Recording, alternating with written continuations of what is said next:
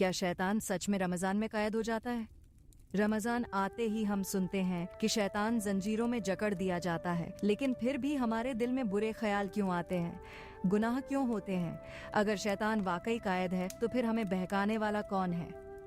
ये सवाल हर रोजेदार के मन में आता है। तो आइए इस हकीकत से पर्दा उठाते हैं और इस्लाम की रोशनी में इसे समझते हैं।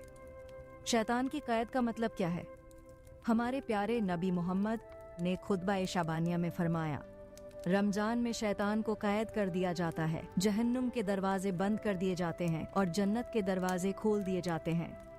इसका मतलब ये नहीं कि शैतान को किसी कोठरी में डाल दिया जाता है, बल्कि इसका असल मतलब ये है कि रोजा रखने के जरिए इंसान अपने नफ्स को काबू में रखता है, जिससे शैतान के बहकाने के सारे रास्ते बंद हो जाते हैं।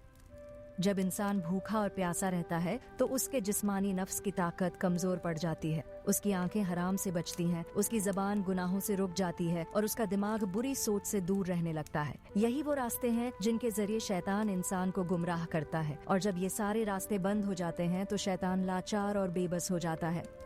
फिर बुरे ख्याल क्यों आते हैं? अगर शैतान कैद है तो फिर हमें बुरे ख्याल क्यों आते हैं? इसका जवाब ये है कि इंसान का अपना नफ्स भी एक बहुत बड़ी आजमाइश है।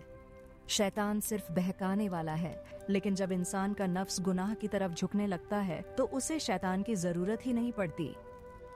रमजान में रोजा हमें इसी नफ्स की लगाम कसना सिखाता है। अगर हम अपनी बुरी आदतों और गलत ख्यालों पर काबू पा लें तो शैतान की कैद का असली मकसद पूरा हो जाता है। क्या शैतान रमजान के बाद आजाद हो जाता है? रमजान में जो लोग अपने नफ्स को कंट्रोल में रखना सीख लेते हैं, उनके लिए शैतान रमजान के बाद भी असरअंदाज नहीं हो सकता। लेकिन अगर इंसान रमजान के बाद फिर से अपने नफ्स को खुली छूट दे दे तो शैतान दोबारा अपनी पकड़ मजबूत कर लेता है। रमजान सिर्फ खाने पीने से रुकने का नाम नहीं, बल्कि अपने दिल और दिमाग को गलत सोच और बुरी ख्वाहिशों से बचाने का नाम है। अगर हम इस कंट्रोल को बरकरार रखें तो शैतान हमेशा के लिए कमजोर हो जाएगा, लेकिन अगर हम अपनी ख्वाहिशों को दोबारा खुली छूट दे दें तो शैतान फिर से हावी हो जाएगा। नतीजा, रमजान एक ट्रेनिंग पीरियड है जिसमें हमें सिखाया जाता है कि कैसे शैतान से बचा जाए और अपने नफ्स को काबू में रखा जाए। अगर हमने यह सीख लिया तो शैतान चाहे रमजान में हो या उसके बाद हमारा कुछ नहीं बिगाड़ सकता। तो सवाल ये नहीं कि शैतान रमजान में कैद होता है या नहीं, बल्कि सवाल ये है कि हम रमजान के बाद भी अपने नफ्स को कंट्रोल में रखते हैं या नहीं। अगर आपको यह इस्लामिक जानकारी पसंद आई और आप इसी तरह रमजान और इस्लामिक अहकामात को सही तरह से समझना चाहते हैं तो हमारे चैनल को जरूर सब्सक्राइब करें।